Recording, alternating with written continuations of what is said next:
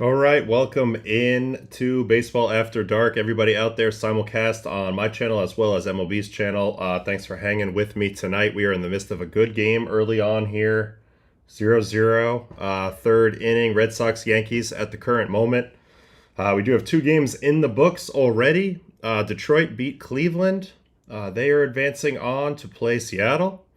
And the Cubs hold on, beat the Padres.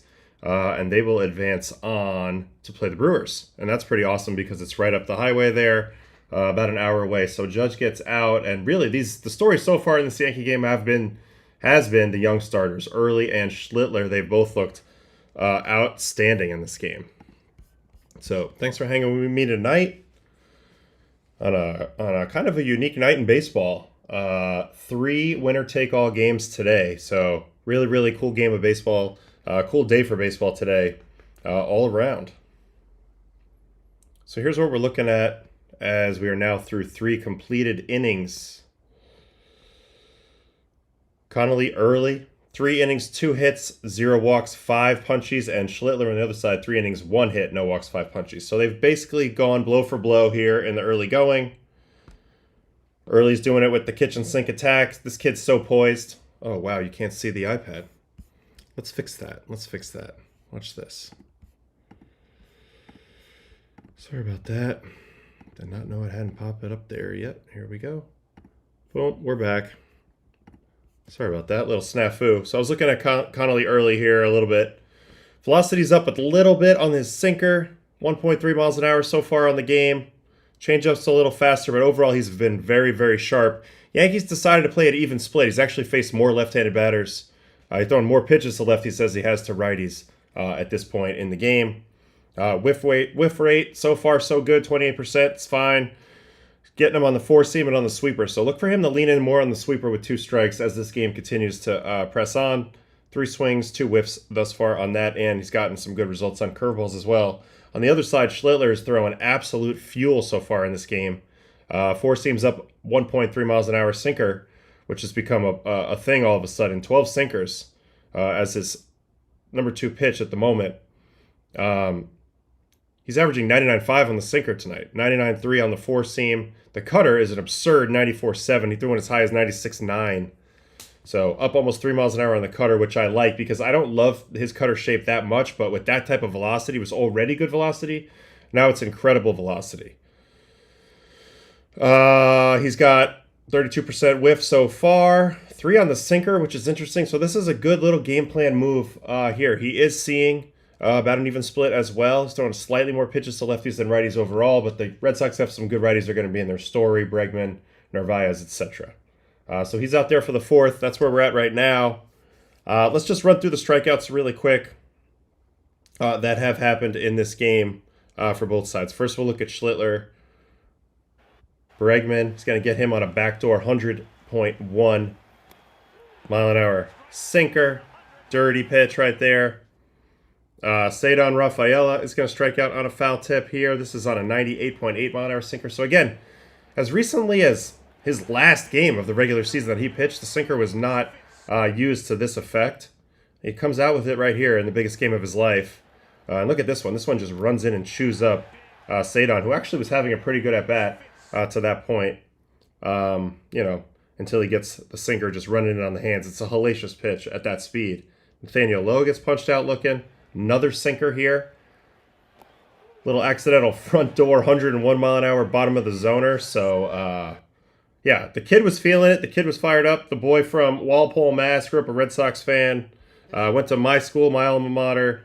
I don't think I can call my alma mater. I never graduated, but Northeastern, same place I pitched and played baseball. Cam Schlittler. And he's throwing absolute fuel. Another strikeout with a sinker. So, interesting.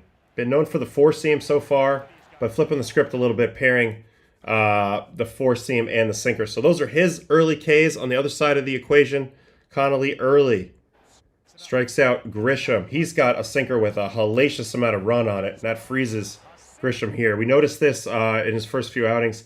Negative 19.1 on the sinker. So for him, it's really more of a runner. These pitches come out, and this is a horrible horrible camera angle to illustrate this, but these pitches run very heavy in that direction. They don't have a ton of sink. So when I say sink, this would be more of their traditional runner two-seamer type of pitch. And Frozen Straubs with a great comment here in my chat over here saying, can't believe how good these guys are. You know, it's true, man. Let's take a step back and realize this is only Connolly Early's 5th Major League appearance, 5th start. Cam didn't come up till, I want to say, July, at least July. So not a lot of experience, but you can see what player development can do now. And when some teams click with the right type of athlete, they can really level up their game really, really fast. And that's what happened in the case of both of these guys. And we'll get into that as we continue to watch this game. Early also punches out Ben Rice with the sweeper here. He's nowhere near that. And this is when the Yankees had Stanton on second and no outs. He's able to pitch out of that, no problem. Punches out Jazz looking here on a sinker. Again, negative 21 almost. Backdoor. That's a perfect pitch. This is literally a perfect pitch. And Connolly Early is such an impressive dude. I talked about it a little bit earlier. I listened to him talk on the Baseball Isn't Boring podcast recently with my guy Rob Bradford. And you can't help but be impressed right away. West Point for 2 years, and it shows the preparation, just his mentality, well beyond his years. Very mature mentality, growth mentality, very impressive. So he's going to be a guy who's going to get information. He's going to run with it. He understands what opportunity he's got right now, being around the coaches and the other players he's around. He's soaking that information in, and he's got aptitude to be able to actually apply it. And you're seeing it here. Backdoor sinkers, painting on the black. These are really brave pitches to make, but he's doing it, and he's doing it right away. So here's Volpe. He's gonna get the treatment on a curveball. So you see, he's getting them with all different types of pitches as well. He's got good breaking stuff. He's got a kick change in here as well. He's got sneaky good velocity. It's a flowy left-handed delivery. And here's the last K. It's another sweeper here to Wellesley. Just freezes him. So again, you know, another thing that should be mentioned in this game, really for both of these guys, but especially for Early, is there's zero familiarity with him. Red Sox have seen Schlittler once, I believe, maybe twice. I think once. And Early, the Yankees have clearly never seen before. This is only his 5th game. He pitched against the Rays. Pitched against the A's twice and the Tigers. That's it. Never seen the Yankees. So honestly, at the highest level, familiarity is a big deal. Guys make adjustments. Like that first look at a pitcher generally favors the pitcher. So that's kind of the way I see it. Schlittler just threw up another good inning. On the other side, it looks like, 4 zeros to open the game for Cam. There was a hit in here, but he's sitting pretty. 58 pitches, 4 innings in. No reason to get crazy here. If you're Boone, you're just going to ride him at least another inning. Obviously, you're going to keep watching. But right now, I would not take the ball out of this kid's hand. He's making it look pretty easy out there tonight thus far. Good question in the chat from Jared. Is there a way Baseball Savant can tell you how horrible the Yankees are against pitchers they're seeing for the first time? I don't have that information. There are researchers out there that will have that information. Didn't pop up in the MLB Network research pack that I read every day, but a lot of other stuff did about these two guys, and we covered it all this morning. But they're both very impressive kids. That's one of the things that I was talking about a little bit. You know, Early climbed several levels this year, as did Schlittler. Schlittler started in Double-A Somerset, you know, and when he was at Northeastern, he was a very good pitcher, but he was probably like 93, 94 miles an hour. Now you see him, he's a fire-breathing dragon. He's 98 plus all the time, and in this game, he's basically throwing 100. He's got a really efficient delivery. In terms of, I feel like his stride times up perfectly for his sequencing to be super on point. Let's find a really good fastball here. I know he started off this game throwing smoke. All right, here's a 101 mile an hour sinker. So let's get him from the third base side, and I'll show you a little bit about what I mean here. It's a pretty simple delivery. He's a tall guy. He's got long levers. There's a lot of potential energy in this type of frame.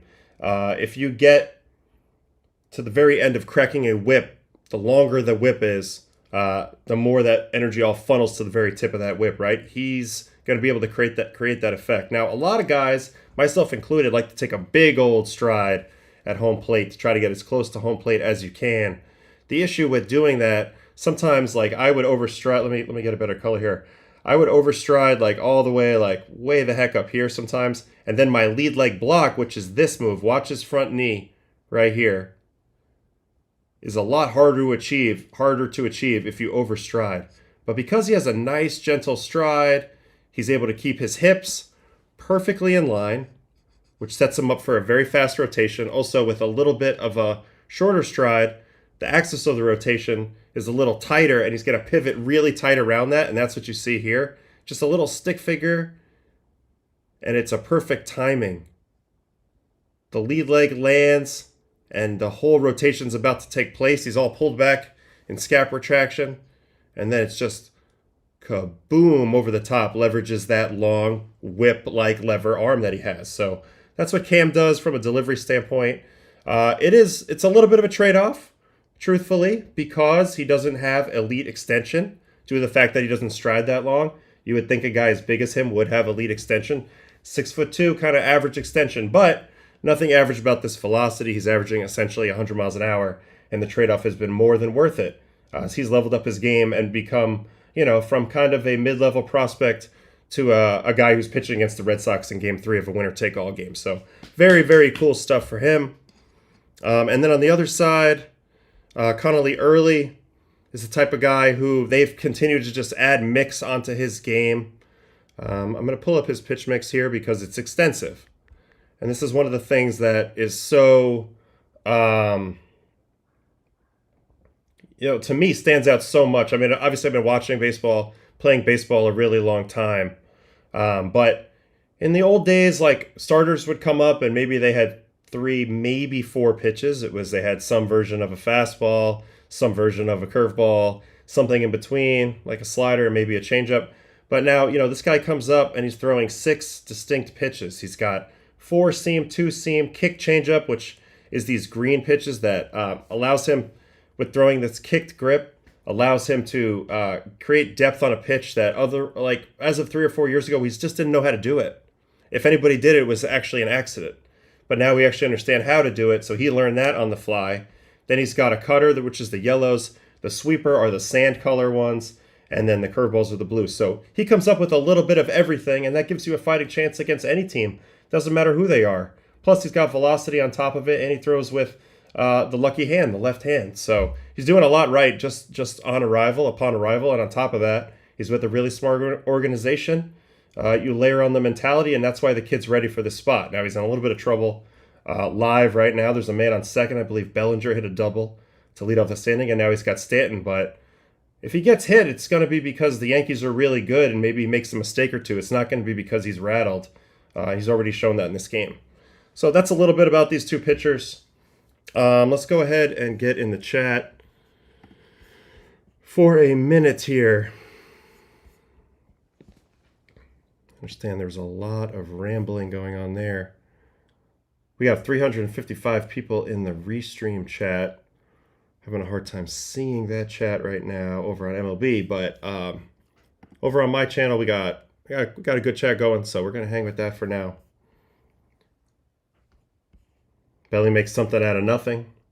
That's what he did there. The call to keep the lefties in today was a tough call, but I think he should have run with that game 1 lineup. Early had been striking out 59% of lefties he faces, and it's probably higher now. I do think Grisham has run into some tough matchups in this series in particular. Trent's had such a good year, and he has a hit in this game. But I do think he's had some tough matchups. Crochet is a nightmare for him. Chapman's a nightmare for him. Then he finally gets Bayo, but then he's like right out of the game, and they're finding lefty pockets, Mats and other guys to throw at him. All right, so now we got a first and second nobody out situation for Early. He looks fine, but Bailey's going to come out and talk to him. 58 pitches here. This is the first early big scoring chance, I'd say, for the Yankees, where it feels, it feels like a little something could be brewing here. All right, what else we got in the chat here? Is there danger of breaking your landing leg kneecap like that with enough torque? No, nobody's ever done that. You could hyperextend and kind of hurt your patella tendon a little bit if you don't do it quite right.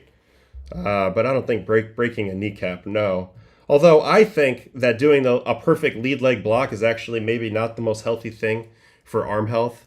Do you really want to send every bit of your energy up the chain? Do you not want to deflect any energy elsewhere? Can we find a safer way to throw hard without maximizing every little inch of energy? And, you know, with energy there's a risk reward there, right? So you're sending things through joints in a very fast way, very snappy kind of way is not really my favorite type of thought. All right, what else we got here? You know who did see early? Stanton in rehab. Interesting comment, Marcus Valdez. Great comment. Love that. That's good to know. So at least he's got at-bats off Connolly early, and you can see it. He's been on base twice. So familiarity, maybe it played a role so far. I know they had him on the trajectory, I'm sure, and they've all seen hit the shapes of his pitches, but it's always a different beast facing a guy in the box, getting a feel for how he's going to attack you, especially the first time you have no data on that. He's never faced you, right? So that's the thing. And then there's a comment in here about Yoshida hitting. He's the one who got the hit off Schlittler, the first hit. Yoshida's locked in. He's got that very direct to the ball. He can hit velocity. Yeah, he's a little bit of a problem for Schlittler. Wouldn't surprise me if Schlittler threw him some sinkers, actually, right on left to try to get him to beat it in the ground since he can't run.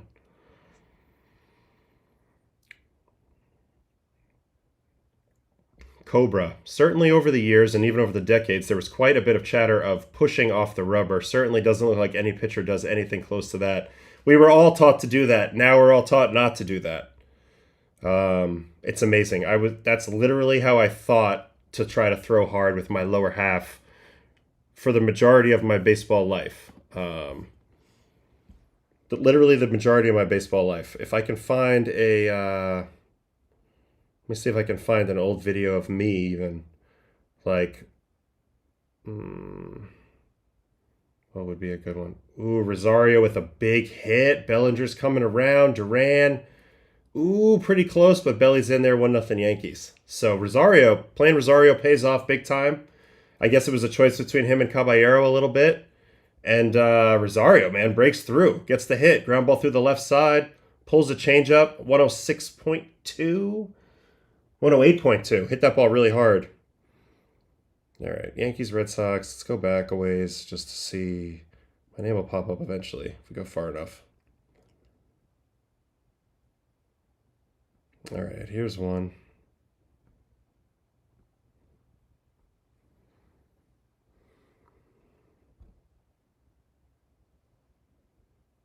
As it'll be the top of the Yankee order. Cadillac scoreboard 4-1. All right, I need to find like a fast pitch. Okay, so I was always, wow, we don't have third base pitcher angle. Ugh.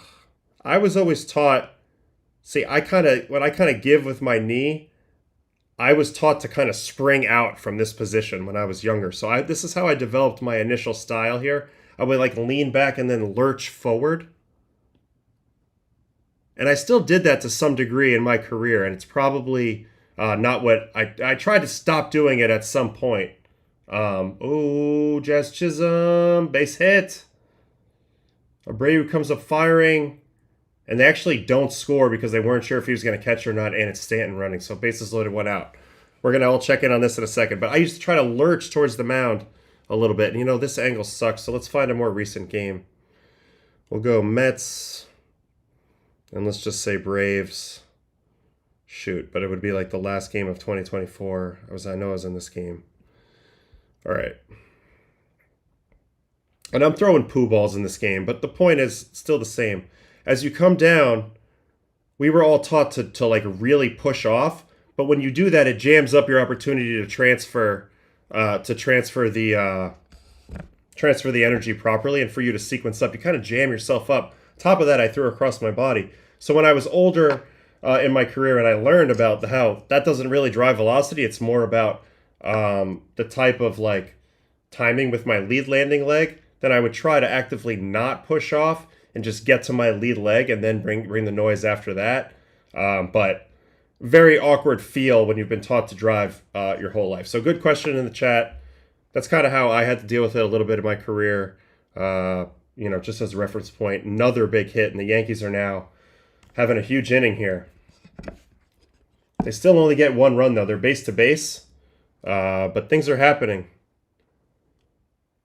Volpe with a squirrely hit, 86 miles an hour. All right, let's go back to this game because this is where we're at right now. We're not going to get the broadcast view, but Stanton finds a way to work a walk here to lead off this inning.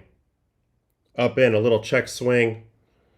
And then Ben Rice goes down. But then, wait. I missed the Bellinger double. Here's the Bellinger double, sorry. Kind of stays through a sinker and bloops it. But just in a perfect spot. 77 off the bat. All three fielders converge. Nobody can get there. And those are two Gold Glove caliber outfielders as well. Good thing by Belly here, he never breaks stride. He runs the whole way, gets himself all the way to second with a double. Then Stanton walks, so they're in business. Rice strikes out. Here's the Rosario hit. It's a changeup, and he stays through it, pulls it through the hole. Here's the hit.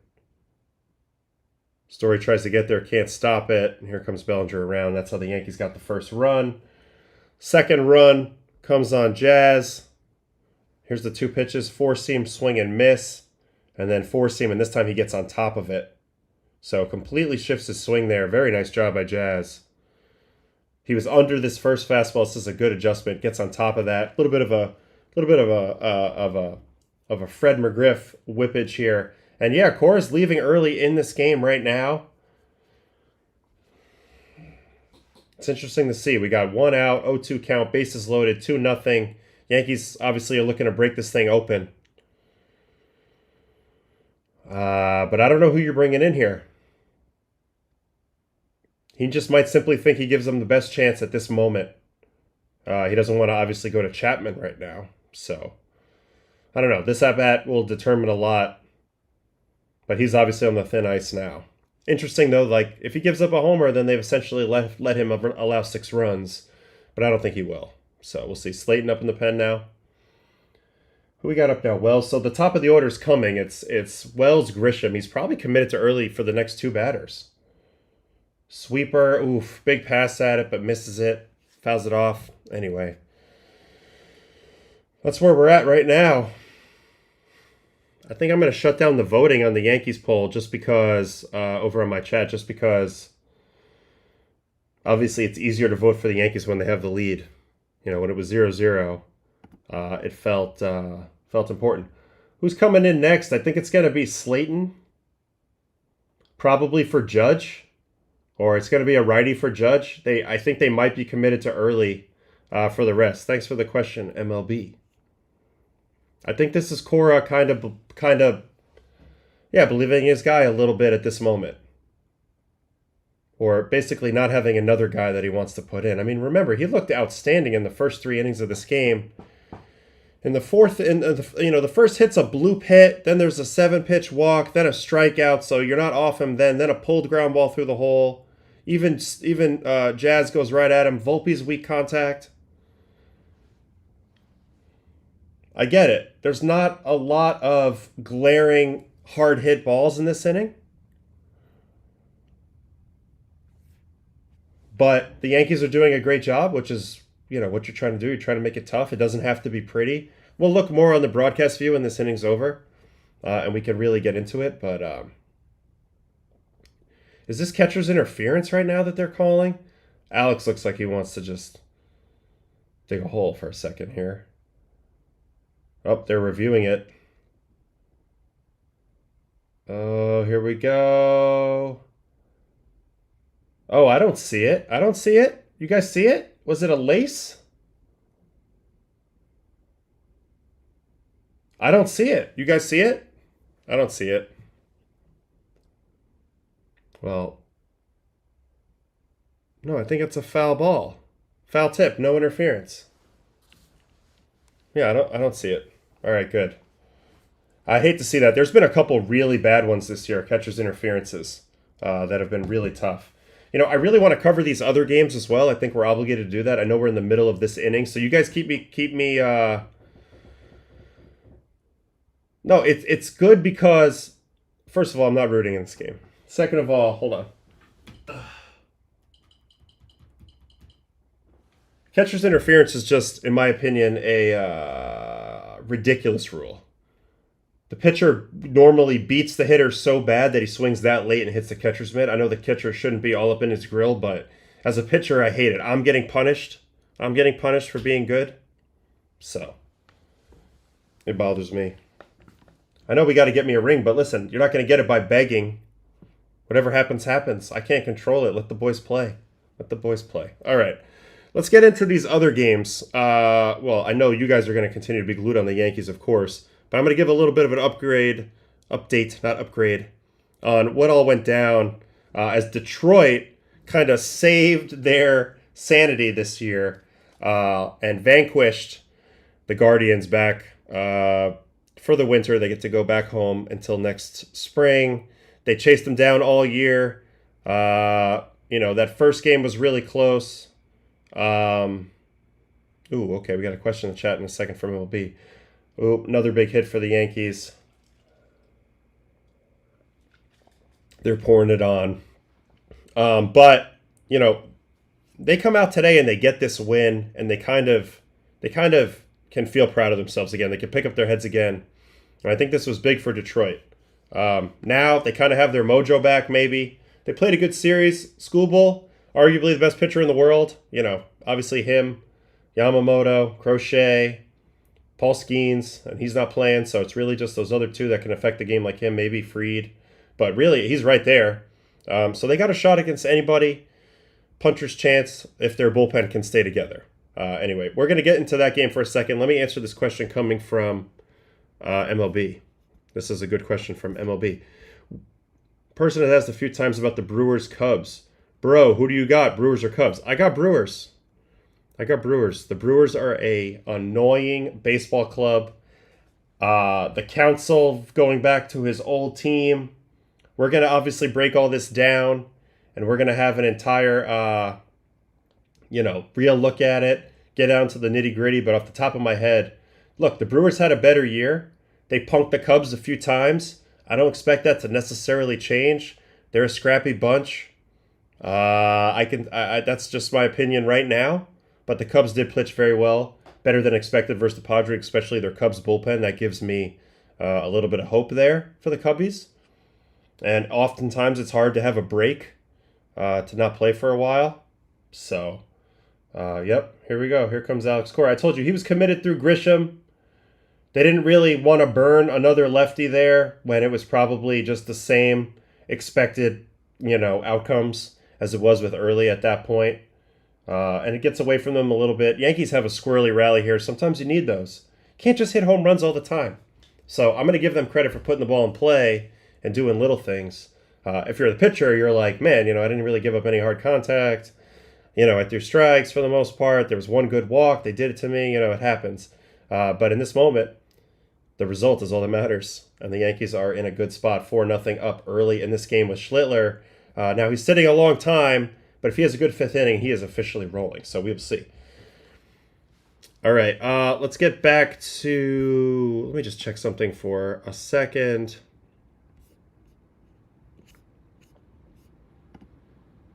Let me just get something for a second here. And then I will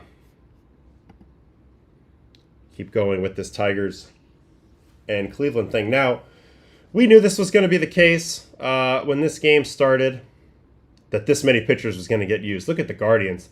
Ciccone, Herron, Cantillo, Sobrowski, Gaddis, Festa, Junis, Kate Smith. And when I didn't watch the rally live, but when I saw that it happened, I went immediately and looked at the box score. And sure enough, Sobrowski and Gaddis, these guys pitched both in the first two games, I'm pretty sure. Let's check my research packet from earlier today that has all that nifty information.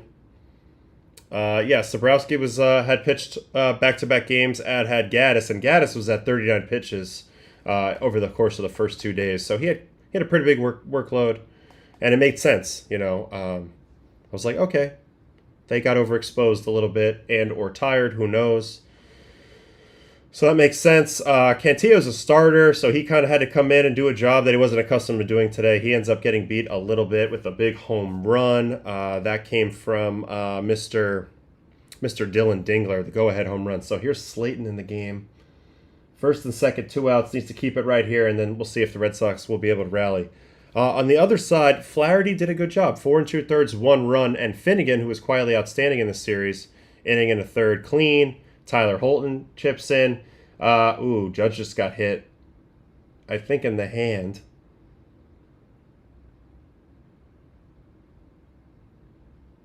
It was one of those typical four-seam flyer up in. He goes to like half swing, tries to get out of the way. Seems fine.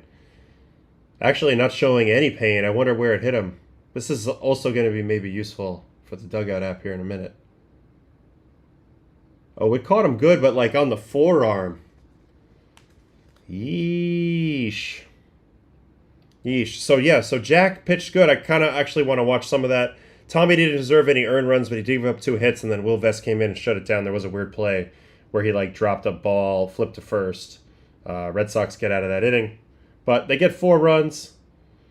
And big inning for the Yankees there. So let's go to the videotape. Should we pause and go to the Yankee game and watch some of that in a second? Yes, but first let's go and watch Jack Flaherty a little bit. I'm curious to see how exactly he did this today.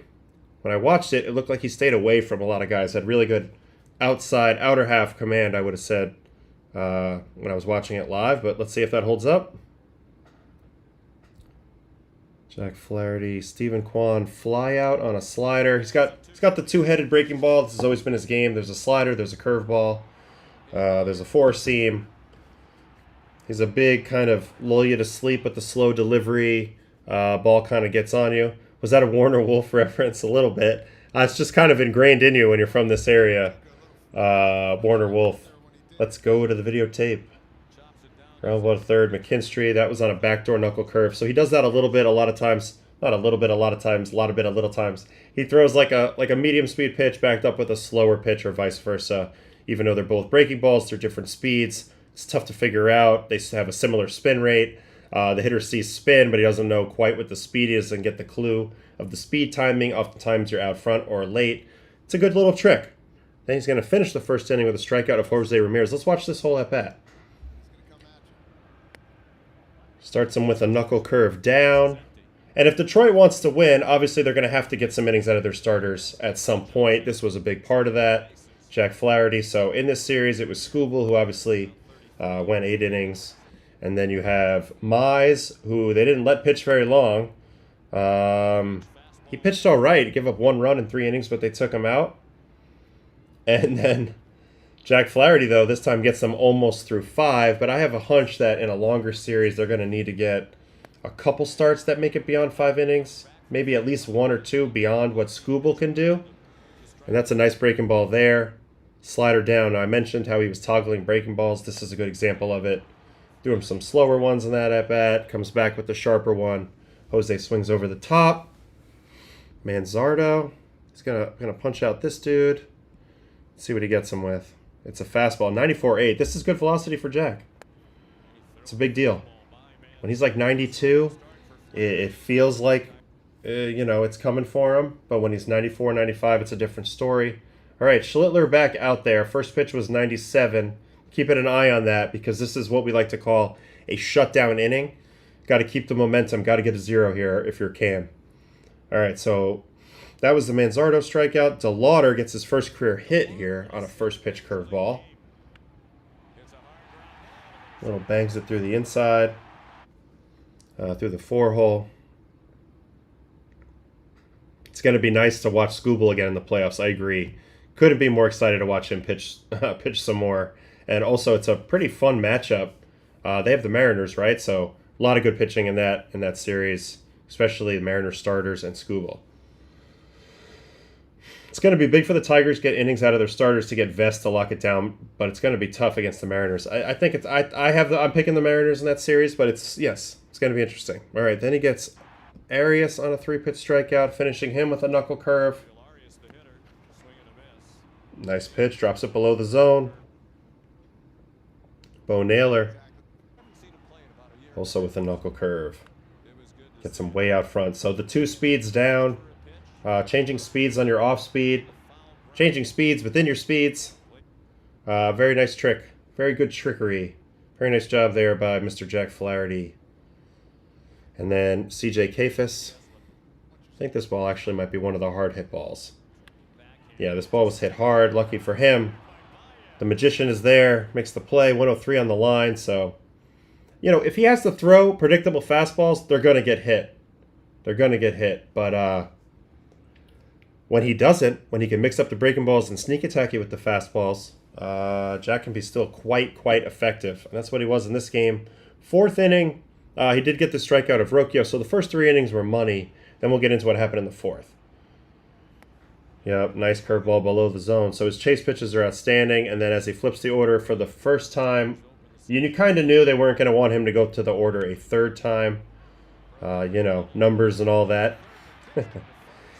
Rolls him over. And then we go to the fourth. So the fourth inning is where it got a little interesting. Valera, double. At this point, they're nursing a 1-run lead. So you know AJ is probably pretty quick with the hook here. Not wanting to relinquish the lead, but leadoff double. Jose Ramirez.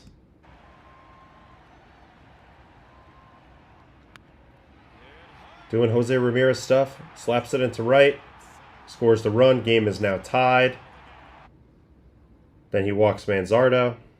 So this was where it was like, I actually thought the hook would be this quick. Like he could be rolling, and then this quick, everything could shift. But it didn't. He stuck with him.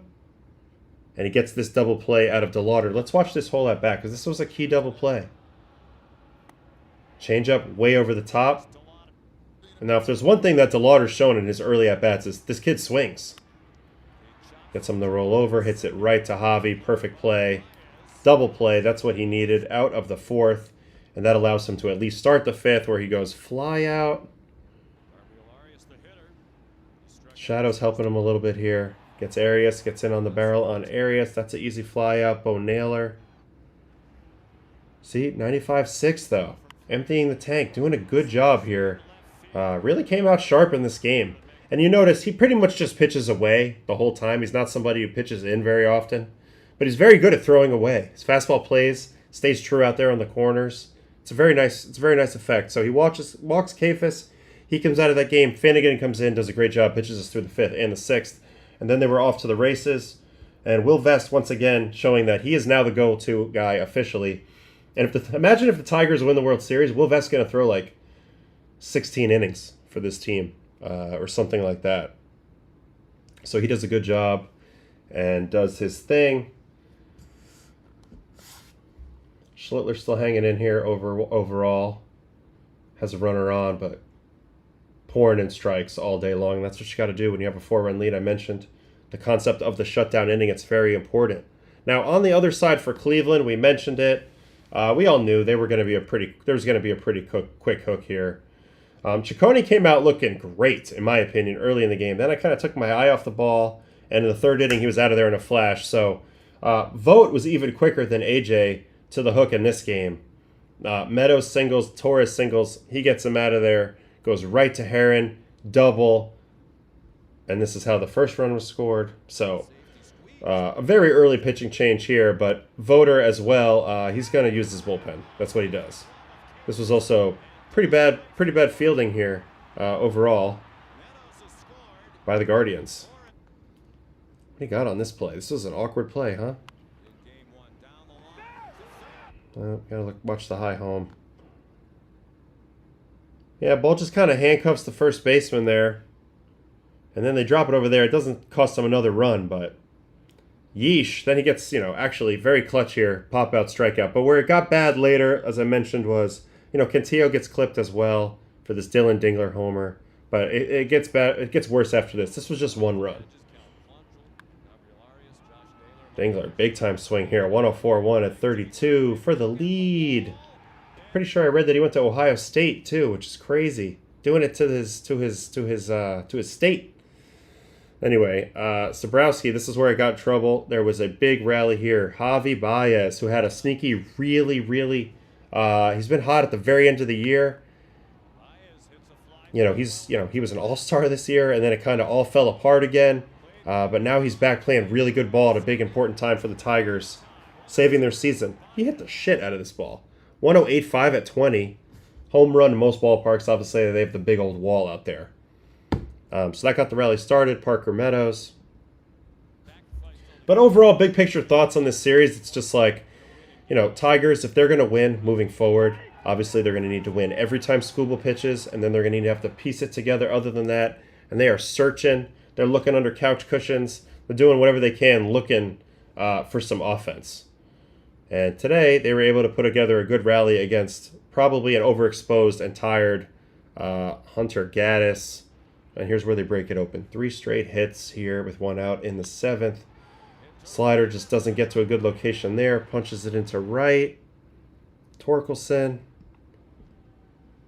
See where this location is. Goes up and gets it, though.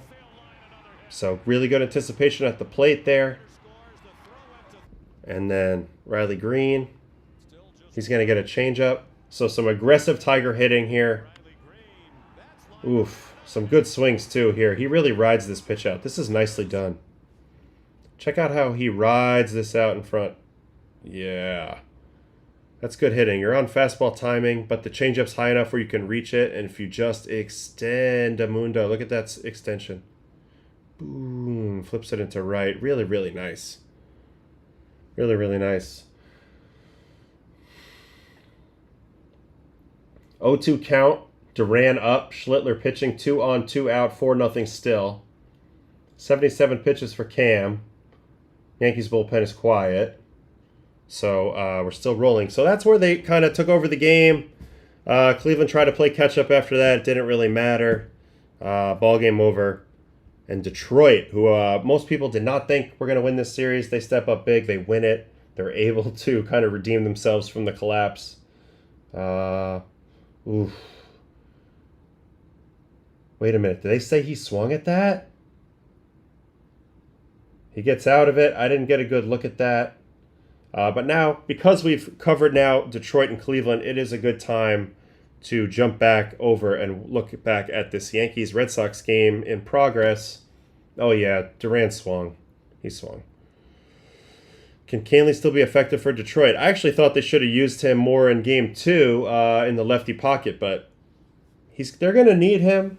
But I don't think he's super high up in the trust tree right now with AJ at the moment. Yeah, definitely a swing. I saw it. All right, so like I said, we're through now 5. Man, Schlittler, 5 innings, 4 hits, no walks, 8 strikeouts. He's having a very notable performance. This is a outstanding game and a big game. Early ends up going 3 2/3, 6 hits. Kind of all falls apart for him in this inning. We're going to watch it. We'll watch every pitch of this inning because we need to get the full appreciation for this Yankee rally. And just kind of everything that took place here. Cody Bellinger leads it off. Uses that runny two-seam in. Doubles up. Now he's going to triple up on the sinker. Interesting. Yanks it a little bit. Gets into a 2-1. Now he goes to the changeup. And I mentioned he throws a kick change. This is an impressive shape. Negative 14.6, but negative 3.2. That means that ball's got heavy drop to it. You can see it in action here. Bellinger swings way over the top of this pitch. Just a fantastic pitch. And really, like, sinker, changeup, left on left. Bellinger's been hitting left on left a long time in his career, and most of the time it's, you know, four seams, cutters, sliders, curveballs, things like that. Sinker, changeup. This is a relatively new thing. Executed beautifully there by Early. So he gets the 2-2. And now comes the breaking ball. Now you throw something going the other way. Unfortunately for him, he overcooks it. Belly doesn't give. Now we're in a 3-2 sitch. Goes to that sinker. Gets the desired effect. Breaks the bat. I have to say, though, I think this might be on Romy here. What happened here? Ball's in the air an awfully long time. Abreu's coming flying in, as is Cedon. Cedon was playing nowhere near this ball. And so was Abreu. They were both way out there. Romy's back on it, but stops running now. God, I think he could have had that. I think Romy was probably closest in proximity. I don't know. Let's measure do some measuring. And I know it's a little different because Romy would be backpedaling. But here's position 1, position 2, position 3. Let's see where the ball lands. Slayton in there still for the Sox. He's going to get a second quick out here as Rice flies out. Okay, so that's where the ball drops right here. I mean, you see, it's pretty triangulated. It's in a bad spot. I do think Romy's the closest, but he has to backpedal. Maybe it's Sadon. Whatever the case is, Bellinger gets a bloop double to start off the inning. And then Stanton. Fastball up away ball.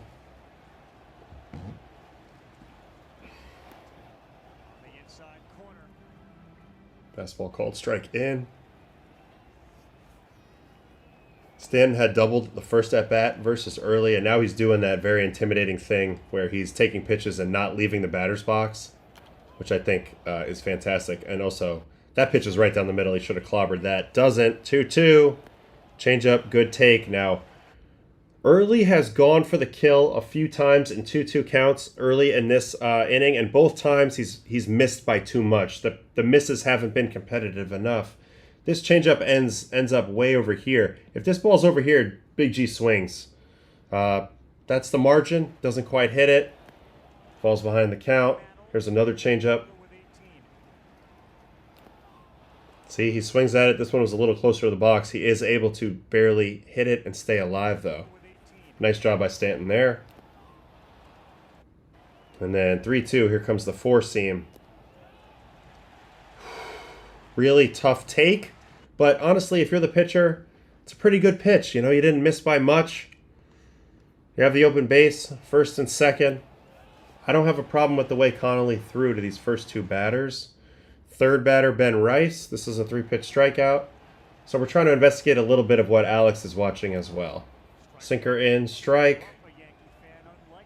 Honey Badger early got BABIP to death. 182 expected BA again. See, that's what my eye was saying too. I hadn't gone to the numbers yet. But I'm not seeing a whole lot of bad pitching here. I've seen he didn't execute in a critical moment twice to get the chase when he had him set up.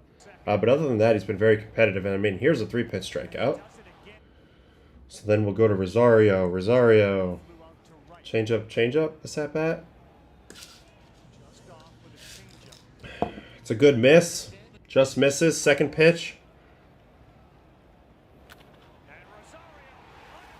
Not a terrible pitch. He'd probably like it a little bit lower, and it wasn't the best action on his changeup. He got negative 0.6 on that one. He's typically getting a little more than that. Probably about 2-3 inches more than that. But I mean, it's still it's quibbling to say it's a bad pitch because, in all honesty, he throws it right on the corner. It's away from a guy, and he gets a guy to pull an outside pitch on the ground. Typically, this is an advantage pitcher. Difference is Rosario really pulls it on the ground, hits it with enough authority. 108.2. That's really the key. Gets it through the infield. Story can't do anything about it, and the Yankees take the lead. So again, I don't think Early's pitching bad. I think that was a good swing by Rosario, albeit probably not the best, most fundamental approach. But you hit the ball 108, hit the ball 108. Sometimes you get rewarded. And then Jazz, we saw this earlier. 2 fastballs. One, he's under it and late. See, under this ball. That's the swing. And then the next pitch is actually a better pitch, a little higher, but this time Jazz comes a little more level through the zone. And you can tell by the buggy whip on the top, he was trying to stay on top of that ball. Didn't want to get beat in the same fashion twice. Red Sox didn't think he could make that one-pitch adjustment, but he does. And that's the big key there. So you got to give credit to the hitter here. Again, early, maybe it's the wrong read, but I don't think it's bad pitching to keep attacking left on left. And then Volpe. First pitch slider. You know, just trying to get ahead there. First pitch slider. Volpe does swing. Foul ball. 0-1 count. Now he's going to go fastball. Throws it exactly where he wants it. Up in. Volpe stays through it. Hits it over to the big part of the field. And squirks it through. Early did not fold. Shit happens. Scott Ward. Couldn't agree more. I think he pitched really, really well. And ultimately, I think this is a quality put the ball in play style rally. You got to give credit for a lot of guys finding holes with these ground balls. I think Volpe in particular there did a good job of getting blown up and pushing it to the right side. And then it got exacerbated a little bit here. I'll skip to the end of this one. I think there's a big time error here. I'm trying to remember what just happened. My brain got scrambled. Well, we're just gonna watch Aaron Boone the whole time. What the heck was that? Oh, we're arguing over one of those close plays, and then Grisham flies out. So that was pretty much the whole story. That's the 4 runs. Ooh, Red Sox just got a leadoff hit. Story just got to knock off Schlittler to lead off the 6th. We'll see how Boone responds, whether he believes in him or not. Story is on time. Might be good to know for later. Yeah, Story was on time for the heater as well. He's been on time this whole series, to be honest with you. Here's the hit by pitch to Judge. If you guys haven't seen it yet. And we'll get a look from the side here. Hard to see there, but it hits him right around where that tape is and the wristband. So right between the forearm and the wrist.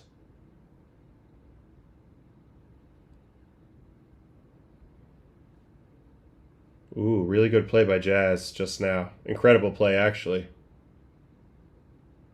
Yeah, so it just catches him, but, you know, no bonage, so he's good. And yeah, that's where we're at. Still 4-0. Yankees had that big, very grindy rally. Nothing to hang your head about if you're Connolly early. 1 walk, 6 strikeouts. Overall, the process was really good. Didn't get what he wanted. That's baseball. Also, this play that just happened was an outstanding play all around. Volpe with a great pick from Jazz. Outstanding. All right, so let's see where we're at in this game with everything. Schlittler's at 5 1/3, 5 hits, 8 strikeouts, still no walks. It's in the 81st pitch. I think Slayton's probably done on the Red Sox side. They'll probably have another guy coming in fresh after him. And then Cam looks like he's at least clean through this inning, and then there'll be a tough choice after that as he approaches 100 pitches. But he's in the middle of the order right now. Like, if he gets Yoshida and Rafaela out, he's got the bottom of the order right in front of him. I think they'll let him go. Potentially. I mean, he's thrown that well in this game. He really has. He's come out throwing absolute smoke. See how the velocity's held up. Yeah, I mean, it's up even higher. He's averaging 99.2 on the 4-seam and 99.2 on the sinker right now in this game. Just punches out Yoshida. 9th strikeout tonight. This is actually a legendary rookie performance. This is super freaking cool, man. This is a moment for him. And then he just overwhelmed Yoshida with gas up top. About face-high fastball that he couldn't resist. So sometimes you just play bully ball.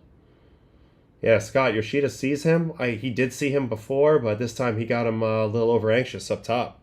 So Fernando Cruz is warming. He is the fireman role, so he would have been the guy to come in. You know, maybe another hit here, 2 hits here if they decide to pull the plug. But after that, I fully expect you're going to see Devin Williams, you're going to see Bednar. If it's a clean 7th, I think it'll still be Schlittler with Cruz backing him up. Red Sox starting to press. Yeah, it's only natural being a little aggressive in this spot. The whiffs, man, he's done such a good job with his fastballs. You know, in a world now where everybody's so off-speed heavy, using fastball a little bit, Schlittler's kind of bucking that. He's thrown 60, 70, he's thrown like a lot of fastballs. Where's my math? He's thrown 70 fastballs. So, that's what he's doing. It's interesting to watch. He's got Rafaela in a 2-1 count. So now he's throwing sinkers. Yeah, he's using both fastballs. This is an interesting Cam. He's really, really gotten better as he's gone on. How many whiffs? He's got 12 whiffs in 42 swings, 29% whiff, which is good, but not anything out of this world. But I think part of it is he's also getting really weak contact. They're averaging 86 miles an hour exit velocity off of him at this moment. 10 strikeouts. and 12 whiffs only. So he's getting some looking strikeouts. Yep, there's one. Rafaela up top, 99, Cheese, and he's rolling. You got to let him pitch the 7th. You got to hope to go him. You got to get another inning out of him. He's going to have the bottom of the order. So I think that's the move for me. All right. Let's take a break on that. I think, I might have to do a whole watching video on Cam Schlittler at some point about this game. If this game holds up, that might be my assignment tonight when I sign off, if I still have some bandwidth. Because he is pitching out freaking standing in this game. Okay, so now we got to talk Cubs-Padres for a moment. This was a fascinating game, and, the Cub bullpen really held up. We all thought that the Padre bullpen was the superior unit. It may still be, but in this game, the Cubs unit stood tall, and they have had a ton of relief pitchers this year. They've gone through, so many different guys, the Merriweathers, Presley, they had like Tyson Miller at the beginning of the year. I mean, just like a million dudes. And then today, the combination of Jamison Tyone, who starts this game, goes 4 innings, 2 hits, no walks, 4 strikeouts. I thought he was going to keep going, but he was outstanding for 60 pitches for the Cubs today. Gets some 12 outs. Thielbar, Palencia, who's now a multi-inning bridge guy and doing a great job doing that. Pomeranz, clean as usual. Keller, some weird shit happened with Keller at the end of his outing, but he did get 4 outs, and then Kittredge comes on. Cool, hanging out. Slinging 97 gets the job done. On the other side, interesting how they managed it. Mason Miller did not appear in this game, which makes me think that he was a maybe. He was a only if we're winning situation. We're not going to chase the game with Mason Miller. Instead, they chased it in a weird fashion. Yu Darvish came out of this game very fast with no outs in the second. Estrada came in, did his thing. There was a couple huge plays in this game that we can get into right away in the early going here. Cubs and Padres. The Padres, for a while here, I was thinking if they come back in this game, it's going to be because of some of these Houdini acts that they had early in the game that kind of saved them runs. So here's the situation when Estrada comes in. It's 1 run in, bases loaded, no outs, and it proceeds to make it worse after Dansby slaps an unbelievable at-bat on him. He actually got ahead of him like 0-2 in this at-bat, ends up walking in a run. So now it's 2-0, but then he's able to go strikeout of Shaw with a beautiful fastball. He gets the chase on, and then Michael Busch. And this was massive. Like, if they came back to win, this was going to be almost why. A rise to Bogarts, back to Estrada. Massive double play that kind of kept him in it. But lost in that, obviously, was that the Cubs really got to Darvish. He was not really a factor in this game, and they get an early 2-0 lead. Now, after that, they kept trying to protect it. So they just kept switching pitchers. Michael King came in. People were wondering, what's Kinger's role going to be? Is he going to throw multi-inning? Instead, they have him pitch 1 inning. He does end up punching out the side, though. PCA. So this is the last time we'll see Michael King throw, probably in a Padre uniform. He's going to be a free agent. I still think he's going to get paid a lot of money. He's shown top tier stuff the last few years when healthy. So I still think he's going to do great. He looked great in this game. Punching out the side in his only inning.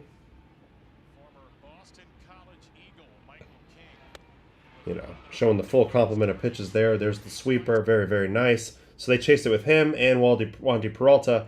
And then really what tipped me off that they were doing things a little differently is they go to Robert Suarez here in the 6th inning. So he's their closer, but they go to him in the 6th inning. They chased it hard the whole way. It almost worked. There was a couple huge plays in this game as well. One was Morihone had a huge play, I believe, in this game somewhere.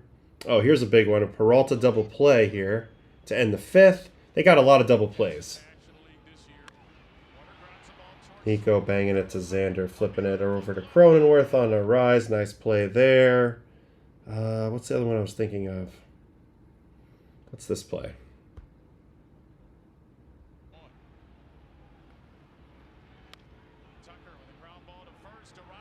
Oh, yeah, Rise hoses the guy at the plate. Like, they had some good defense to stay in it. But at the end of the day, the story was the Cubs pitching. Cubs pitching gets it done. PCA, had a big hit in this game as well. This was in that first rally here. This got the first run. Bases loaded, no outs. PCA finally gets the job done. They were playing kind of deep here, in my opinion. Maybe a little too deep on Jackson, for Jackson Merrill. So PCA is able to drop it in there. That got the thing going. But let's fast forward to the 9th inning, because obviously I want to look at Jameson Taillon a little bit, maybe in a minute if we have time. But really, I got to show you this 9th inning, because this was crazy. Keller starts the 9th 3-0. Jackson Merrill clips him for a homer. Now, I've always been a little wary of these types of homers when they happen for my team, because it's kind of like the rally-killing home run. Like, you didn't really start anything. You just got it. Yeah, we're happy you homered, but it didn't, like, the pitcher can easily just reset after that. So he homers, and then the Xander at-bat is truly criminal. I just want to check something in 1 second here. But yeah, the Xander at-bat, is on a whole nother level of crazy, and here's how it kind of goes down.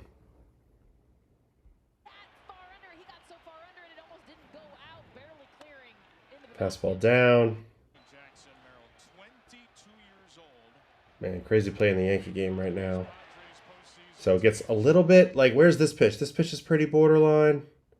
Gets the call, though. I think it's touching, so it is a strike. But there were some close calls in this situation. Gets the 2-1. Could have easily been 3-0 here. Now it is 3-1, so it could have been a 4-pitch walk. Instead, they stay alive. On 3-1, Keller throws a ball very borderline on the corner, and then the egregious one is this one. And this really, truly changed the game. This pitch is a ball down. Gets the punch out. Honestly, it's a pretty easy call. This ball's not really close. This is a really bad call. And it really hurt the Padres. They would have had a man on with no outs, and that was important because then Keller just started losing the strike zone. 4 pitches, nowhere near O'Hearn. Well, watch. He ends up... So watch these 2 hit-by pitches. First, he hits O'Hearn with a fastball. This is a bizarre hit-by pitch that came out of literally nowhere. Hits him right in the thigh. Then, he completely loses it and hits Bryce Johnson on a bounce pitch. So, Keller, all of a sudden, Counsell was like, I don't know what just happened. He had to get him out of there. But it got really hairy. So now it's literally bases loaded, 3-1. But you bring in this dude, Mr. Andrew Kittredge. And let's see how he goes about it. Not bases loaded, I should say. First and second. Watch how he goes about it. Just slings it. 97-3. He seems like he's going to throw about 50 miles an hour. And then it just comes out hot. Sinker, sinker, sinker. Another sinker. Gets the rollover. This was a big play.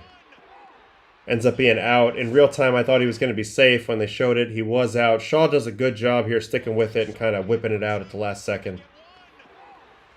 Yeesh. And then the last play of the game, Freddie Fermin, first pitch out on a sinker. So Kittredge goes in, throws 5 fastballs, gets the save. Cubs survive. They go to play the Brewers. Hell of a job. Hell of a job in the pitching department. That's the story for me. Of this series, really. The Cubs pitching really held up. Taillon, 4 innings, 2 hits, 4 strikeouts in this game. He gave them probably more than they even hoped for, but damn, he was good. 21 fastballs, 12 sweepers, 12 cutters, 9 changeups, 3 sinkers, 3 curveballs. So mixing it up, doing the thing. He threw 30 pitches versus righties, 30 pitches versus lefties, a little bit of everything. He's got a new kick changeup. Was pounding the zone all day, was ahead in the count. Zone percentage, 57% zone percentage today down here for JMO.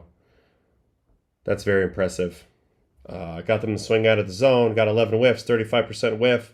And he was doing it with only throwing, what's his average velo today?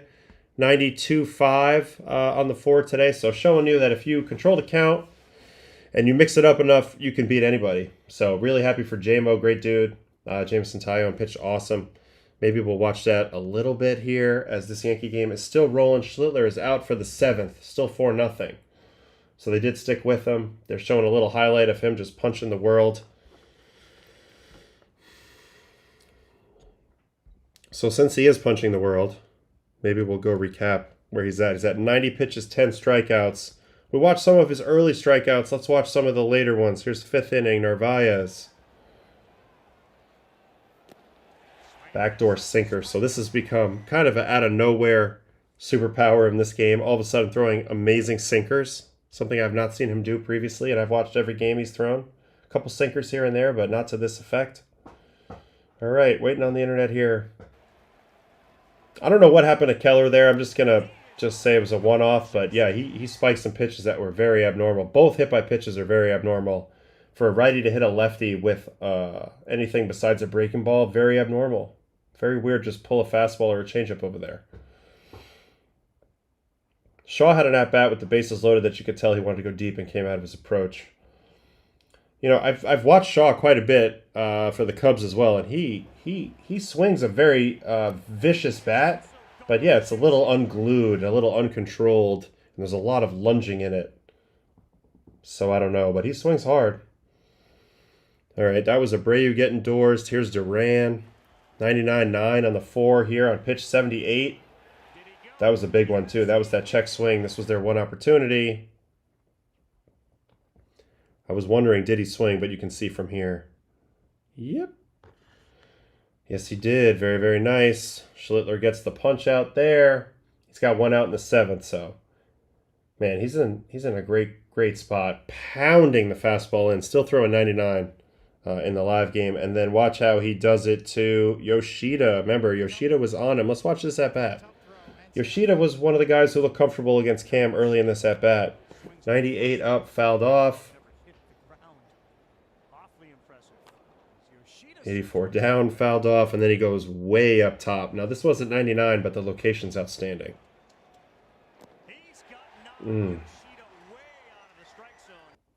Really good pitch. Elevator ball, headed straight up. And then Rafaela also goes down.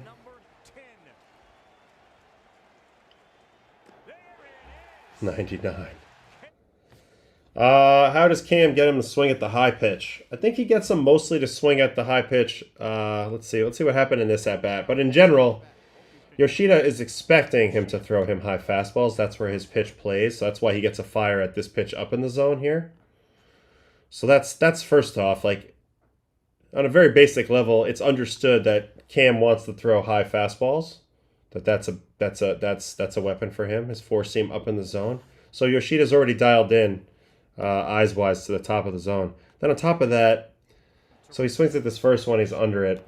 But then on top of that, okay, so he's under it, which means he's a little late, which means now he's got to start up a little. Now he's got to start a little bit earlier to catch up to that heater. That makes your swing decision slightly worse, right? Because you're deciding a little earlier than you need to, but then you layer in the fact that he also throws this curveball. That curveball here pops kind of in the upper part of the zone. You see, it's still probably about belt high, maybe a touch above before coming down. So now that he's aware of a curveball break, he's also got to worry about pitches that start above the zone that drop into the zone, because obviously his curveball is capable of doing that. That's when the third pitch comes, and you lay a couple of factors on top of each other, and you get a chase here. He's already aware of up. He sees the curveball that could potentially start up and still be a strike, so he's got him in swing mode. He's already sped up a little bit because he knows he has to speed up to hit his fastball. And then also, this is absolute cheese with really good conviction. And sometimes your brain just goes swing, and you go, oh, crap, I swang. That's what happened here. So I guess that's my long-winded way to say that Cam kind of bullied him there. And that's why it's cool to throw so fast. 2 outs in this inning now. Got a fly out and a pop out. Cam's at 98 pitches and a 2-1 count to Abreu. I think even he can sense that this is going to be it for him, so he's trying to put the finishing touches on a sick outing. The Yankee Stadium crowd's on their feet. This is definitely the best game in the history of a Northeastern pitcher. Most significant, best, all that. So really cool to watch. Really, really cool to watch.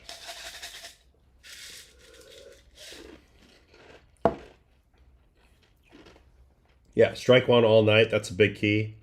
Fundamentals. They still work. Sorry about the ice chewing. All right, 2-2 count.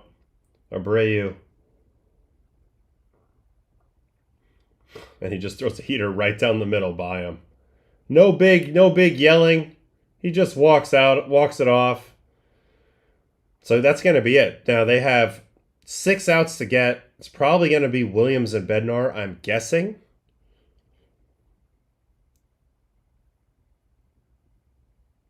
He just goes right down to the tunnel. They're maybe thinking about rolling him back. I don't know. 100 pitches on the dot, 70 strikes. 70% strikes is fantastic. So I think he's done. Huge game from Cam. Thanks, MLB. MLB, you got any more questions in the chat over there? I know I can't see their chat right now, but I'd love to chime in a little bit if you have anything. Man, this is a legendary game from Cam Schlittler. I didn't see a handshake either. So I don't know. This could go either way. We'll see. I mean, damn. What a performance. Holy schmolies. This was the last pitch right here to Abreu. You know what? Let's just watch this whole at-bat. Looks like the velocity is down a little bit, but I mean, shit. This is faster than I ever threw, so let me be down and throw a 97. Curveball.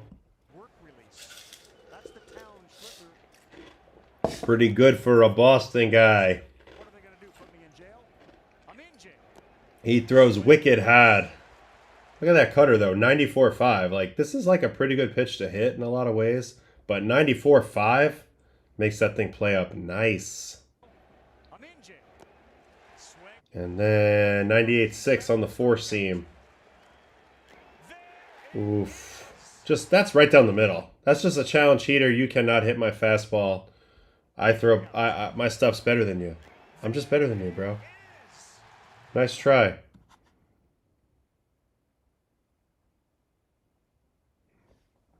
Pretty cool for when the crowd erupts like this. Man, just walks it off. No big deal.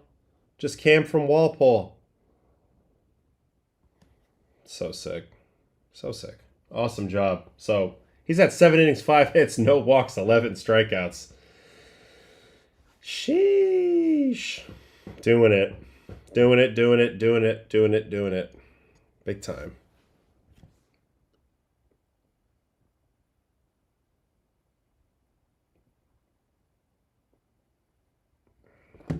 All right. So we're going to have to wait another half inning for him. So maybe we should watch J-Mo for a minute because he was a huge factor for the Cubs, and now he's going to probably play a big role in this Brewers series. For those of you who don't know, the Cubs and the Brewers that's going to be a feisty series in the stands.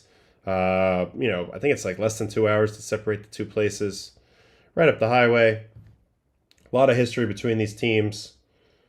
Yes, I think he knows of the legend of Tyler Thornton. I mean, how could he not, Mitch? Great question. All right, J-Mo. It's only 60 pitches, so maybe we'll just run through it real quick.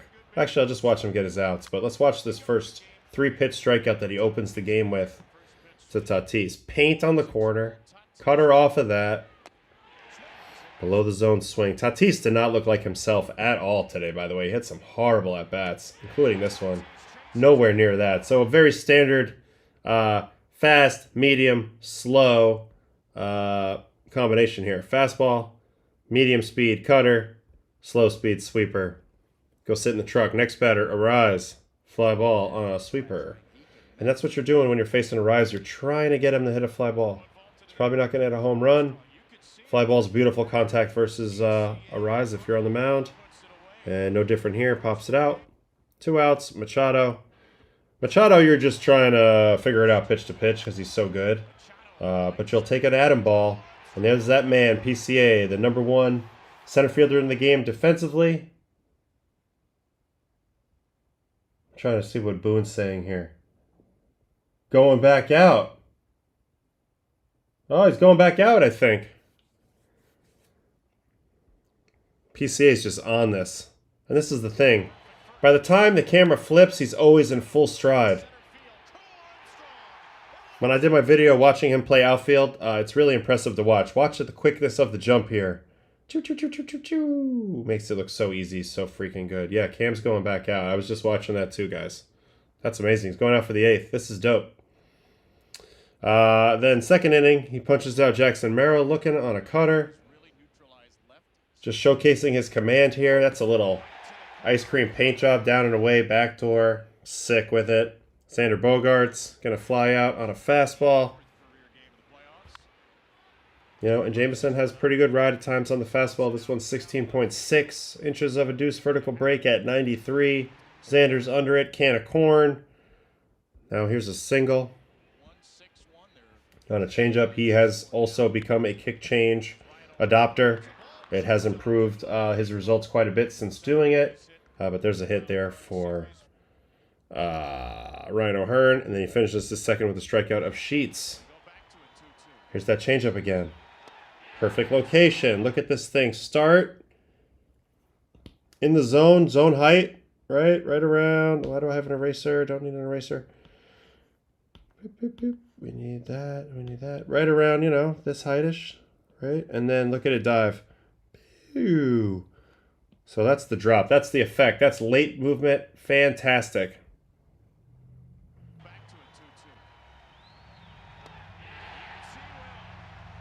It's interesting that Boone is making this decision now with Schlittler, in contrast to the Fried decision the other day. It's just interesting. He's got the same complement of relievers. He only has 6 outs to get. I guess he's just like, this kid looks untouchable. Let's let it rock. Or is that other decision in his mind a little bit? Yeah, hard to know. I'm not in his head. Cronenworth ground out.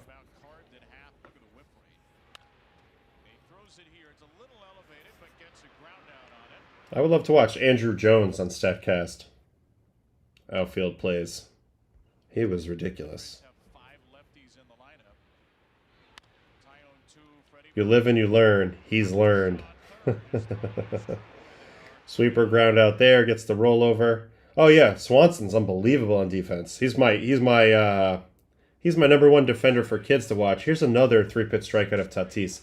Now I mentioned earlier Tatis looked out of whack. Just watch this at bat. It's another 3-pitch strikeout, non-competitive at bat in a winner-take-all game. What's going on? Tatis destroys fastballs. That's 92. And then look at the chase. It's not even close. Tatis, what happened, my brother? You're having a tough go in this game. That was a big factor. He did nothing. And then 4th inning, Arise. Another time just trying to get him, hit him in the outfield. I think PCA probably faster than Andrew, but Andrew Jones also played a different style. He played more shallow. I think he was literally the best at first step quickness, and then also just catches everything. So that was Andrew Jones in a nutshell. That was a Rise line out. That was a weird play. Actually, this is a good play to highlight. I was sitting with my nephew tonight when this play happened, and I was telling him why this was a good play. It's like, yeah, he didn't catch it, and his glasses explode off his hat. But do you see the lack of panic? He just says, oh, okay, so I dropped the ball, and I dropped my glasses, no big deal. I'll just wait for it to drop. I'll circle it. I'll get my feet in good position. I'll stay low. I know my runners are Rise. I know I got time. I'll make the play. It's a no panic. It's a no panic. Beautiful job. I love that. My fundamental brain loves that. Nice play there. And then he got this Machado pop out. So really, really rolling in this game. J-Mo was massive in this game for the Cubbies. Man, he doesn't know what just happened here. He thinks he hit a foul ball. Instead, it's right there. And Bush makes the play. It does allow a double to Jackson Merrill here on a first pitch cutter. This was a dangerous pitch. Good location, but I don't like cutters to Jackson Merrill. You miss down, you're probably getting clipped. And then Xander Bogaerts pops up to end the 4th, and that was it. They only wanted 12 outs out of him. They probably wanted 9. Gives them 12. Basically, in order. So J-Mo threw a hell of a game. That was really important. But then, that got me thinking a little bit about Tatis's other at-bats. Can we watch these other at-bats? Because the one against Keller was really bad, too. Let's see this one against Palencia. 100 middle take. This is also 2nd and 3rd, 2 outs. So Tatis up in another big spot. Check swing on a pitch away.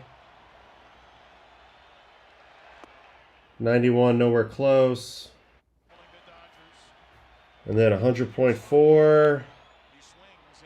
I mean, he's late on it. At least he put it in play that time. But I don't know, not a very competitive Tatis-esque swing. Not a very vicious hack here.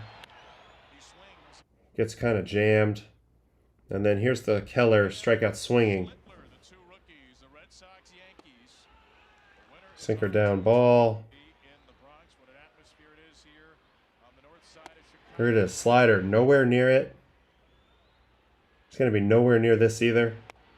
Nope. And then he's really nowhere near this sinker. So, yeah, I mean, Tatis just had one of those days, but they needed him bad. I mean, every single spot he came up really mattered in this game, and he went 0 for 4 with 3 strikeouts. So I thought that was a big factor, something to look at. You know, something that is probably going to hurt to think about for the next few months as the Padres fall short of their ultimate goal. They had a really good team this year, probably not as good as last year's team. They made some good moves. You know, I thought they were capable of going on a big run. Ultimately, they don't get it done. Cubs do a great job. The offense didn't do much for the Padres. I think that's part of the story for the Padres as well. Here comes Schlittler out for the 8th. This is a heck of a performance. Let's finish this, Schlitt. Somebody's got that sign. Well, it's not so much about, you can't really, it's like pitch counts, I just don't care about them. But my whole thing is, you want to ride him as long as you can within reason, but you're also going to need him in the next round, and the next round, and the next round. So just keep an eye on him. If it's easy, it's easy. But if it's not, you know, notice it quickly. Make them all. It's an arbitrary number. I agree. It's arbitrary. It doesn't matter. Totally agree. Doesn't matter. Still throwing 98 right now. Roman Gonzalez is nowhere near it. I do feel a little bit for Boston that they don't have Roman. I feel like Roman would have made a big difference in this series. Roman Anthony, Marcel Meyer.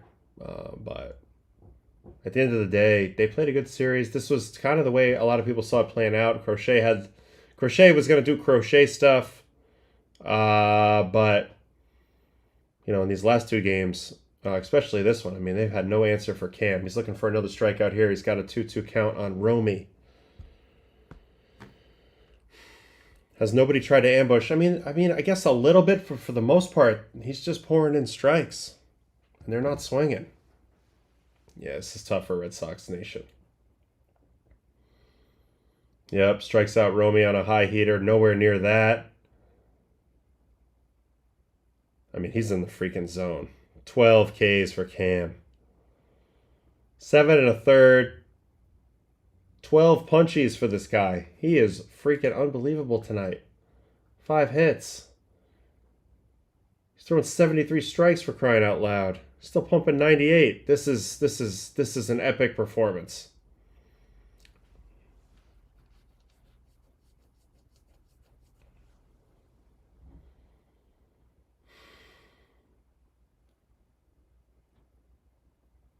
Ooh, he needs a first pitch out here if he wants to go the whole way. Oh, McMahon! Oh my God, McMahon just flipped into the dugout.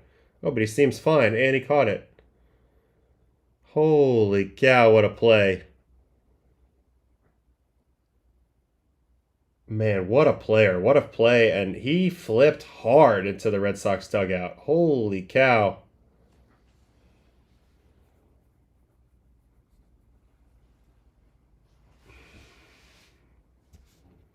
This was an absurd play. Here, I can show you from the high home.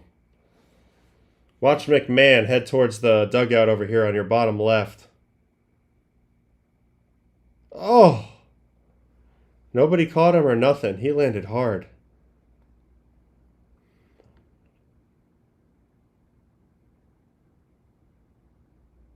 I don't think anybody thought he was going to come over the top. But man, check out the immediate reaction by everybody. Everybody starts running over there. All the Yankee players, Boone's out of the dugout. Trainer now. Timmy the Tooth right here. My guy Tim. Tim Lentich, Yankee trainer. I could just tell that's him with the towel. Pops out of the dugout. Says, he's fine. He'll go. He's fine. But dude, let's watch this again. Oh, Cam just gets through that inning. 8 innings. Oh, that's it. Booney told him that's it. Hell of a game. Hell of a freaking game. 8 innings, no freaking runs against the Red Sox in a winner-take-all game. Are you kidding me? Unbelievable baseball game for this kid. So sick. Imagine if they lose this. Well, that would be an all-time loss. It's gonna be Bednar. So you're gonna have to put up a 5 spot on Bednar. How many pitches he ends up throwing? 107? Is that what he's got? Yeah, 107. It's kind of debatable. I'm not gonna lie. Here was the strikeout of Romy that started off the 8th inning for Cam. Doors up top. He's got them swinging all day. Then here's the broadcast view now of the McMahon play.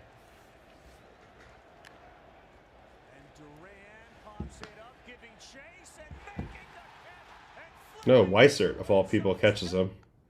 Man, it's funny because I know all these people in this situation. This is wild. So, this is the strength coach. This is Dolo. He's one of the trainers. He's actually awesome. This is Weissert down here. Somebody here gets out of the way. I'm not sure who that is, but he's like, I'm about to get hit. They're worried about getting hit with the foul ball.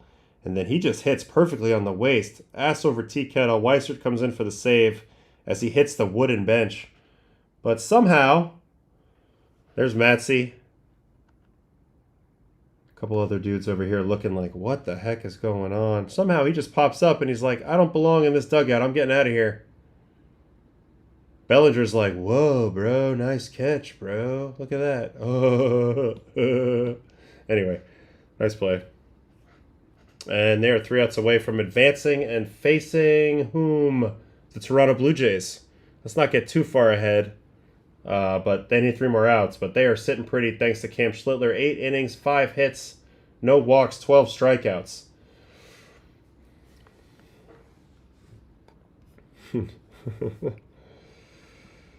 If the Yankees love Boone, but feel like if he leaves Schlitt in and things go very sour, his seat gets a lot hotter. Yeah, but you can't manage over your seat. You manage, maybe people do, but you got to manage with what you believe in. The rest is just noise. Oh, the missiles in the game. Pours in a strike. Yeah, he threw a great game. Let's look at the final tallies on Schlittler from this Wago on the player breakdown section. He ends up throwing 50 four-seamers and 25 sinkers, so 75 fastballs on the game, 21 cutters. So if you want to count those as fastballs, he really only throws 11 truly off-speed pitches, curveballs. So he averaged 98.9 on the 4, 99 even on the sinker, 93.6 on the cutter. Those are all at least a mile an hour or so above his season averages, which were already hard. And then the curveball is the two-speed pitch, two-speed down pitch-ish. 84 miles an hour. It was the same old Cam, just with more velo and a shitload of strikes. Zone percentage, 63% zone percentage. That is a big deal. So he pounded it in there all day. They did not ambush him, to Mitch's point earlier in the chat. They did not ambush enough. And even if they did, his stuff was electric tonight. I don't know if they would have came up with much. They hit 19 foul balls. 19 foul balls, and then whiff-wise, 18 whiffs and 54 swings, 33%, very good. Only an 84.3 average exit velocity tonight. The cutter was chewing people up in particular, 68.6 on the cutter. Is anyone warming up for New York from our chat? Yes, it should be Bednar. I believe Bednar is. What was my average pitch velo? I'd say for my career, probably 93 something. I can tell you right now. Dude, it got pretty low there at the end, but 93, 94.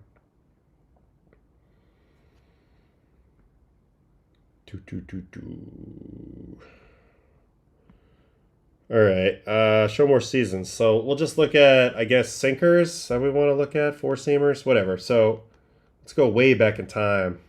2012, 93.8. No, 2010, 93.8. 2012, 94.7. 2013, arm kind of wasn't feeling as good. 92, then came back strong. 2014, 94.9 at the time was a career high. Then blew that away. 2015, 96.4 on the sinker, 96.5 on the four seam. Blew my elbow out subsequently. Are they connected? Absolutely. Sinker, 94.5 in 2016.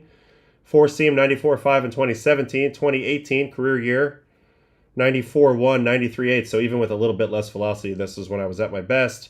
Into 2019, 93.7, 93.9, 2020, 93.4 on the sinker. 2021 popped back up again, 95.5 on the four, 94.6 on the sinker. Then 2022, 94.2 on the sinker, 94.8 on the four seam, and then it really started to fall off. 92.5 in 2023, 2024, 92.1, and last year 92.3. So there's your answer to that question. Average pitch velocity as a Rocky. That I don't know. But I threw pretty hard at times, but you know, not like this guy, Cam Schlittler. He probably averaged as high as my fastest pitches ever today. So there you have it. Have you seen that Trevor May has a series of him trying to throw 100 again? Yeah, I love that. T May's the man. He'll actually be joining me on Monday. On Baseball and Coffee in the morning, and we're gonna chat a little bit about the division series matchups. That'll be on the off day there, I believe. So we'll see.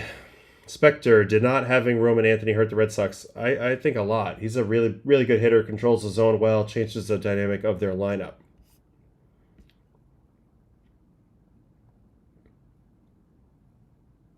Oh, thank you, Kuro Kazama.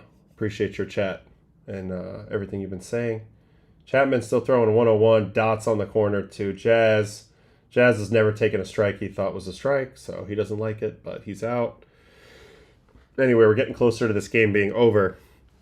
So what I'm going to do now is I'm going to actually say goodnight. I'm not going to be out here for the ninth. I'm going to debate on whether to quickly make a Cam Schlittler watching video. But at the end of the day, I don't really need to break down the ninth inning. Just go enjoy the ninth inning. I'll be back tomorrow morning for Baseball and Coffee, and we will start to look forward to the division series and unpack a little bit of stuff from this one. Maybe I'll just do a complete Cam Schlittler watching right off the rip tomorrow on the show, because that was the biggest thing that happened today. But I'll think about that. In the meantime, thanks for hanging with me on both of these streams tonight. This has been fun, but I'm tired, and the kids got school tomorrow, and we've got stuff to do. So, yep, they're pulling me after 8. Got to save me for the DS. There's going to be a lot of talking, but this has been a lot of fun. Thank you, guys. Thanks, everybody, for hanging with me tonight on both streams. You guys are the best. And I'll see you guys tomorrow on Baseball and Coffee. I think I have to figure that out, what time and everything, on what channels and all that. But I will let you know. At some point, you will see a upcoming stream populate. All right, have a good one. See you guys later. Bye-bye.